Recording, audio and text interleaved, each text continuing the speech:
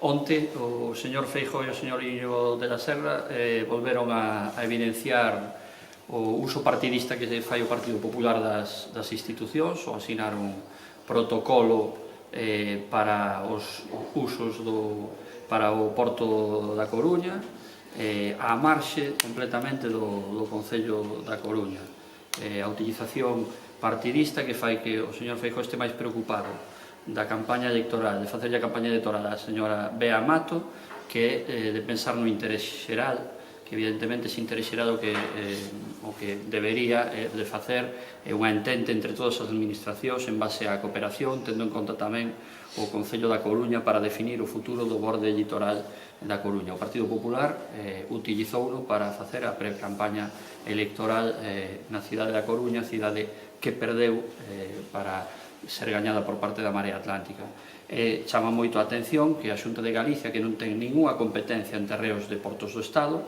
se faga con 51% dos terreos, polo tanto para controlar a situación e para ter dereito a bloqueo, e en cambio a administración, que é o Concello que ten as competencias para ordenar urbanísticamente o término municipal, pois quede marxinada deste acordo. Por outra banda tamén queremos decir que este protocolo, ca información que agora temos, tampouco despexa o que pode acontecer na zona de San Diego, que son o 80% dos terreos do Porto da Coruña, sobre os que ainda pesa a ameaza de ser utilizados para a urbanización de inmobles de ata 9 alturas e, polo tanto, non despexa tampouco o uso público de esa zona.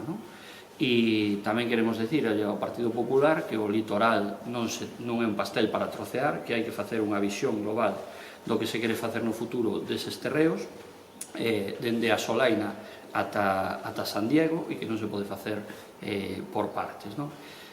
Reclamamos, por tanto, que se respete a proposta do Goberno da Coruña,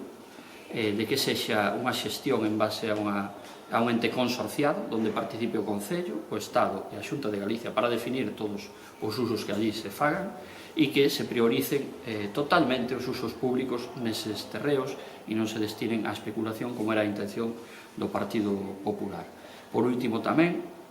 reivindicar a victoria da cidadanía da Coruña e do Goberno da Marea Atlántica, que en moi pouco tempo conseguiron que os mesmos que votaban a favor da privatización deses solos, coa señora Bea Mato na autoridade portuaria favorecendo que a súa votación a privatización da Solana, ou do señor Feijóo, que no 2004 asinou ese convenio que era un pelotazo especulativo, pois eses mesmos agora reivindiquen a titularidade pública dos solos. Eso é debido, evidentemente, a que houve unha cidadanía que se mobilizou e houve un goberno que reivindicou o uso público deses terreos. E ese uso público debe ser tamén xestionado de acordo ca vontade, prioritariamente coa vontade de coruñeses e coruñesas. E o Partido Popular, cos seus intereses electoralistas, o que non pode é furtarlle esa posibilidade ás coruñesas e aos coruñeses.